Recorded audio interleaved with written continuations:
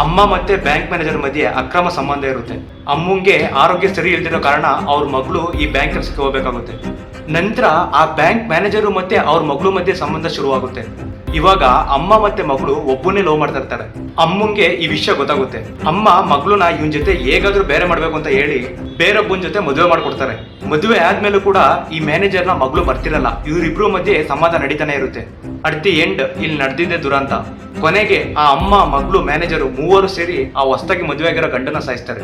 ಇಡೀ ಇಂಡಿಯಾನೇ ಸ್ಟನ್ ಆಗಿದೆ ಈ ಸ್ಟೋರಿ ಕೇಳಿ. ಇಲ್ಲಿ ಇನ್ನೊಂದು ವಿಷಯ ಏನಂದ್ರೆ ಇವ್ರ ಗಂಡನ ಕೊಲ್ಲೋದಕ್ಕೆ ಇವ್ರಿಗೆ ಇನ್ಸ್ಪಿರೇಷನ್ ಯಾರು ಗೊತ್ತಾ? ರೀಸೆಂಟ್ ಆಗಿ ಸೋನಂ ರಘುವಂಶಿ, ಈ ಹೆಸರು ಕೇಳೇ ಇರ್ತೀರಾ. ಮದುವೆಯಾಗಿ 5 ದಿವಸಕ್ಕೆ ತನ್ನ ಗಂಡನ ಹನಿಮೂನ್ಗೆ ಅಂತ ಮೇಘಾಲಯ ಕರ್ಕೊಂಡೋಗಿ ತನ್ನ ಲವ್ವರ್ ಜೊತೆ ಸೇರಿ ಈ ಗಂಡನ ಕೊಂದಿರ್ತಾಳೆ. ಬಟ್ ಇಲ್ಲಿ ಏನಾಗಿರುತ್ತೆ ಅಂದ್ರೆ ಅವರು ಪೊಲೀಸ್ ಕೈಲಿ ಸಿಗಾಕೊಂಡಿರ್ತಾರೆ. ಇಲ್ಲಿ ಇವ್ರ ಇಂಟೆನ್ಷನ್ ಏನಿರುತ್ತೆ ಅಂದ್ರೆ ನಾವು ಈ ಕೊಲೆ ಮಾಡಬೇಕು, ಬಟ್ ಆದ್ರೆ ಯಾವುದೇ ಕಾರಣಕ್ಕೂ ಪೊಲೀಸ್ ಕೈಲಿ ಸಿಗಾಕಬಾರ್ದು ಅನ್ನೋದು ಇವ್ರ ಪ್ಲಾನ್ ಆಗಿರುತ್ತೆ. ಕರ್ಮ ಬಿಡಲ್ಲ ಅನ್ನೋ ತರ ಈ 3 ಜನ ಜೊತೆ ಇವ್ರಿಗೆ ಸಹಾಯ ಮಾಡಿದ ಇನ್ನೂ 3 ಜನ ಸೇರಿ 6 ಜನ ಟೋಟಲ್ ಕಂಬಿ ಇಡ್ತಾ ಇದ್ದಾರೆ.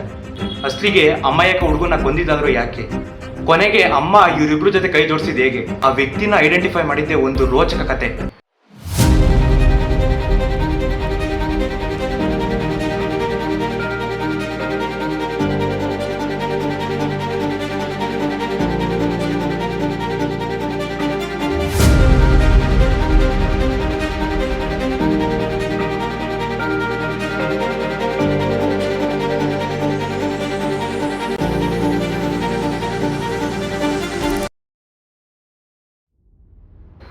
ನಮಸ್ತೆ ಸೋಲ್ಜರ್ಸ್.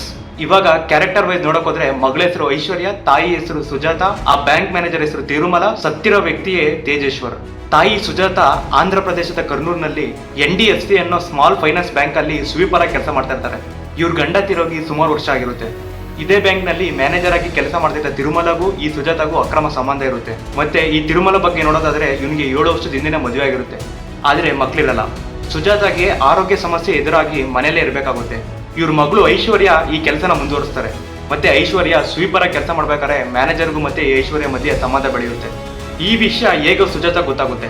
ಇದರಿಂದ ಬೇಗ ಮಗಳಿಗೆ ಮದುವೆ ಮಾಡಬೇಕು ಅಂತ ಡಿಸೈಡ್ ಆಗ್ತಾರೆ. ಗಂಡು ಹುಡುಕಕ್ಕೆ ಶುರು ಮಾಡಿದಾಗ ಇವರಿಗೆ ಸಿಕ್ಕಿದ ಹುಡುಗನೇ ಪಾಪ ಬಡಪ ಈ ತೇಜೇಶ್ವರ್. ಈ ತೇಜೇಶ್ವರ್ ಒಬ್ಬ ವಂಡರ್ಫುಲ್ ಡ್ಯಾನ್ಸರ್ ಮತ್ತೆ ಪ್ರೈವೇಟ್ ಲ್ಯಾಂಡ್ ಸರ್ವೇಯರ್ ಆಗಿ ಕೆಲಸ ಮಾಡ್ತಾ ಇರ್ತಾನೆ. ತೇಜೇಶ್ವರ್ಗೂ ಮತ್ತೆ ಐಶ್ವರ್ಯಗೂ ಮದುವೆ ಫಿಕ್ಸ್ ಆಗುತ್ತೆ. ಐಶ್ವರ್ಯಗೆ ಈ ಮದುವೆ ಇಷ್ಟ ಇರಲ್ಲ. ಈ ಐಶ್ವರ್ಯ ಮನಸ್ಸೆಲ್ಲ ಆ ಬ್ಯಾಂಕ್ ಮ್ಯಾನೇಜರ್ ಮೇಲೆ ಇರುತ್ತೆ. ಕೊನೆಗೂ ಸುಜಾತ ಮತ್ತೆ ಅವ್ರ ಸಂಬಂಧಿಕರ ಒತ್ತಡದಿಂದ ಈ ಮದುವೆ ಒಪ್ಪಿದಾಳೆ. ಇಲ್ಲಿ ಇನ್ನೊಂದು ಟ್ವಿಸ್ಟ್ ಏನಂದ್ರೆ ಮದುವೆ ದಿನ ತಿರುಮಲೆ ಜೊತೆ ಎಸ್ಕೇಪ್ ಆಗ್ತಾಳೆ. ಕೊನೆಗೆ ಸುಜಾತ ತಿರುಮಲೆನ ಕಾಂಟ್ಯಾಕ್ಟ್ ಮಾಡಿ ತನ್ನ ಮಗಳು ಐಶ್ವರ್ಯನ ವಾಪಸ್ ಕರ್ಸ್ಕೊತಾರೆ. ಇಷ್ಟೊತ್ತಿಗಾಗ್ಲೇ ತೇಜೇಶ್ವರ್ ಫ್ಯಾಮಿಲಿಯವರಿಗೆ ಐಶ್ವರ್ಯ ಮತ್ತೆ ತಿರುಮಲೆ ಸಂಬಂಧದ ಬಗ್ಗೆ ಗೊತ್ತಾಗಿರುತ್ತೆ.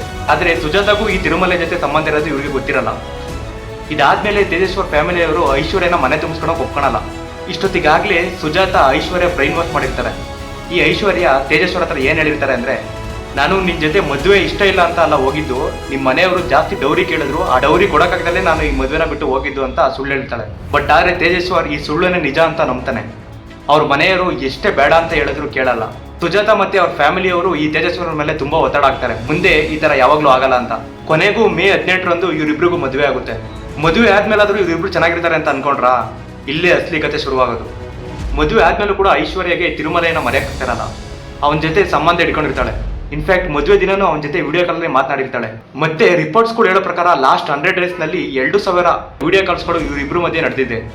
ಇಷ್ಟೊತ್ತಿಗಾಗ್ಲೇ ಸೋನಂ ರಘುವಂಶಿ ಕೇಸು ನ್ಯೂಸ್ ಅಲ್ಲೆಲ್ಲ ಓಡಾಡ್ತಾ ಇರುತ್ತೆ. ಈ ಸ್ಟೋರಿಯಿಂದ ಇನ್ಸ್ಪೈರ್ ಆಗಿ ಇವರಿಬ್ರು ಸೇರ್ಕೊಂಡು ತೇಜೇಶ್ವರ್ನ ಮುಗಿಸ್ಬೇಕು ಅಂತ ಪ್ಲಾನ್ ಆಗ್ತಾರೆ. ತೇಜೇಶ್ವರ್ನ ಸಾಯಿಸಿ ಅಂಡಮಾನ್ ಇಲ್ಲ ಕಾಶ್ಮೀರಕ್ಕೆ ಹೋಗೋ ಪ್ಲಾನ್ ಇರುತ್ತೆ ಇವರಿಬ್ರು ಮಧ್ಯೆ. ಇಲ್ಲಿ ಶಾಕಿಂಗ್ ವಿಷಯ ಏನಂದ್ರೆ ಕೊನೆಗೆ ಸುಜಾತನು ಇವರಿಬ್ರು ಜೊತೆ ಸೇರ್ಕೋತಾಳೆ. ಹೇಗೆ ಅಂತೀರಾ?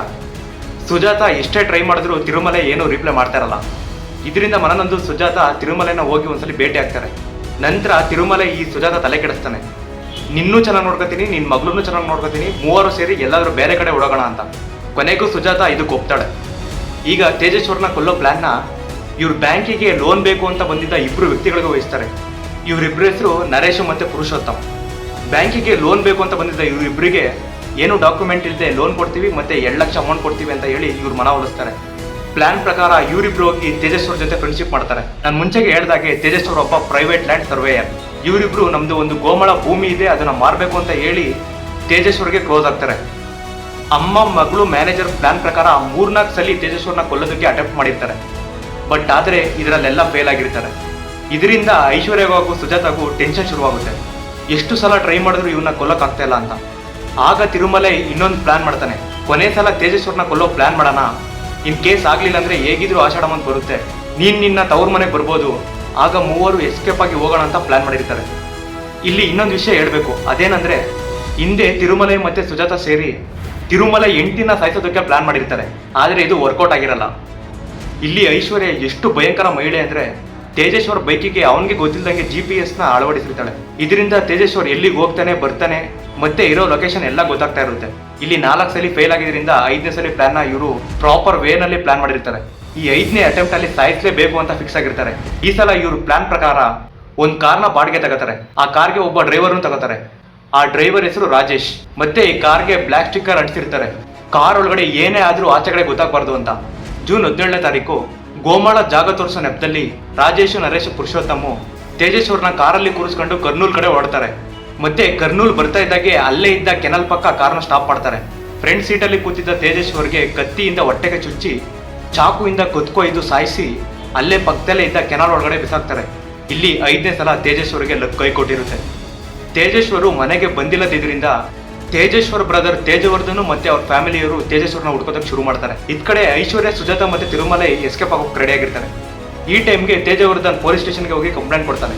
ಮತ್ತೆ ಪೊಲೀಸರು ನಿಮ್ಗೆ ಯಾರ ಮೇಲಾದ್ರೂ ಡೌಟ್ ಇದೆಯಾ ಅಂತ ಕೇಳಿದಾಗ ಐಶ್ವರ್ಯ ಬಿಹೇವಿಯರ್ ಮೇಲೆ ಡೌಟ್ ಇದೆ, ಮತ್ತೆ ಹಿಂದೆ ಐಶ್ವರ್ಯಗೂ ಮತ್ತೆ ತಿರುಮಲೆಗೂ ಸಂಬಂಧ ಇತ್ತು ಅಂತ ಪೊಲೀಸರಿಗೆ ವಿವರಣೆ ನೀಡ್ತಾರೆ.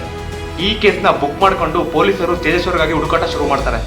ಹೀಗೆ ಹುಡುಕ್ಬೇಕಾದ್ರೆ ಜೂನ್ 22ರಂದು ತೇಜೇಶ್ವರ್ ಬಾಡಿ ಕೆನಲ್ನ ನೀರಿನ ಮೇಲೆ ತೇಲ್ಕೊಂಬಂದಿರೋದನ್ನ ಪೊಲೀಸರು ಕಂಡುಹಿಡಿತಾರೆ. ಇದ್ ಕಡೆ ಇನ್ನೂ ತೇಜೇಶ್ವರ್ ಸಿಕ್ಕಿಲ್ಲ ಅನ್ನೋ ದುಃಖದಲ್ಲಿದ್ದ ಫ್ಯಾಮಿಲಿಗೆ ಪೊಲೀಸರಿಂದ ಫೋನ್ ಕಾಲ್ ಬರುತ್ತೆ. ಕರ್ನೂಲ್ ಕೆನಲ್ ಅಲ್ಲಿ ಯಾವ್ದೋ ಬಾಡಿ ನೀರಲ್ಲಿ ತೇಲ್ತಾ ಇದೆ, ಬಂದು ಐಡೆಂಟಿಫೈ ಮಾಡಿ ನಿಮ್ ಮಗನೋ ಇಲ್ವೋ ಅನ್ನೋದನ್ನ ತಿಳ್ಕೊಳ್ಳಿ ಅಂತಾರೆ. ಈ ವಿಷಯ ಕೇಳಿದ ತೇಜೇಶ್ವರ್ ಫ್ಯಾಮಿಲಿ ಗಾಬರಿಯಿಂದ ಆ ಜಾಗಕ್ಕೆ ಹೊರಡ್ತಾರೆ. ಆ ಜಾಗಕ್ಕೆ ಹೋದ್ಮೇಲೆ ಫಸ್ಟ್ ತೇಜೇಶ್ವರ್ ಬಾಡಿನ ಇವ್ರಿಗೆ ಐಡೆಂಟಿಫೈ ಮಾಡೋದಕ್ಕಾಗಲ್ಲ. 4-5 ದಿನ ಆಗಿದ್ರಿಂದ ಬಾಡಿ ಕೊಳೆದ ಸ್ಥಿತಿಯಲ್ಲಿ ಇರುತ್ತೆ. ಇನ್ನೇನು ಬಾಡಿನ ಐಡೆಂಟಿಫೈ ಮಾಡಕ್ಕೆ DNA ಟೆಸ್ಟ್ಗೆ ಕಳಿಸ್ಬೇಕು ಅಂತ ಅನ್ನೋ ಟೈಮಲ್ಲಿ ಸಡನ್ ಆಗಿ ಅಣ್ಣ ತೇಜವರ್ಧನ್ಗೆ ಸತ್ತಿರೋದು ತೇಜೇಶ್ವರ್ ಅಂತಾನೆ ಗೊತ್ತಾಗುತ್ತೆ. ಹೇಗೆ ಅಂದ್ರೆ ತೇಜೇಶ್ವರ್ ಕೈಯಲ್ಲಿ ಅಮ್ಮ ಅಂತ ತೆಲುಗುನಲ್ಲಿ ಡಾಟಾ ಹಾಕ್ಸ್ಕೊಂಡಿರ್ತಾನೆ. ಇದರಿಂದ ತೇಜೇಶ್ವರ್ ಬಾಡಿ ಐಡೆಂಟಿಫೈ ಆಗುತ್ತೆ. ನಂತರ ಐಶ್ವರ್ಯನ ಅರೆಸ್ಟ್ ಮಾಡಿ ಇಂಟ್ರೋಗೇಟ್ ಮಾಡಿದಾಗ ಪೊಲೀಸರಿಗೆ ಎಲ್ಲ ವಿಷಯ ಗೊತ್ತಾಗುತ್ತೆ. ಈ 6 ಜನನ್ನು ಅರೆಸ್ಟ್ ಮಾಡಿ ಜೈಲಿಗೆ ಹಾಕಿದ್ದಾರೆ. ಎಂತ ವಿಯರ್ಡ್ ಸ್ಟೋರಿ ನೋಡಿ ಇದು. ಅಮ್ಮ ಮಗಳು ಇಬ್ರಿಗೆ ಒಬ್ಬನೇ ಬಾಯ್ ಫ್ರೆಂಡು, ಇವನಿಗೋಸ್ಕರ ಪಾಪ ಈ ತೇಜೇಶ್ವರ್ನ ಬಲಿ ಕೊಟ್ರು. ಪಾಪ ಇನ್ನೂ ತೇಜೇಶ್ವರ್ಗೆ ಮದುವೆ ಆಗಿ 1 ತಿಂಗಳಾಗಿದ್ದು. ಇದೆಲ್ಲ ನೋಡ್ತಾ ಇದ್ರೆ ನಿಜವಾಗ್ಲೂ ಸೊಸೈಟಿ ಎಲ್ಲೋಗ್ತಾ ಇದೆ ಗೊತ್ತಾಗ್ತಾ ಇಲ್ಲ. ಇಷ್ಟ ಇಲ್ಲ ಅಂದ್ರೆ ಮದುವೆನೇ ಆಗ್ಬಾರ್ದು, ಬಿಟ್ಟೋಗ್ಲಿ ಇಲ್ಲ ಡಿವೋರ್ಸ್ ತಗೊಳ್ಳಿ. ಇದೆಲ್ಲ ಬಿಟ್ಟು ಸಂಬಂಧನೇ ಇಲ್ದಿರೋ ಇನ್ನೋಸೆಂಟ್ ಹುಡುಗರ ಪ್ರಾಣ ತೆಗಿತಿರೋದು ನಿಜವಾಗ್ಲೂ ಬೇಜಾರಾಗೋ ವಿಷಯ. ಕಂಟಿನ್ಯೂಸ್ಲಿ ಹುಡುಗರಿಗೆ ಈ ತರ ಆಗ್ತಾನೆ ಇದೆ.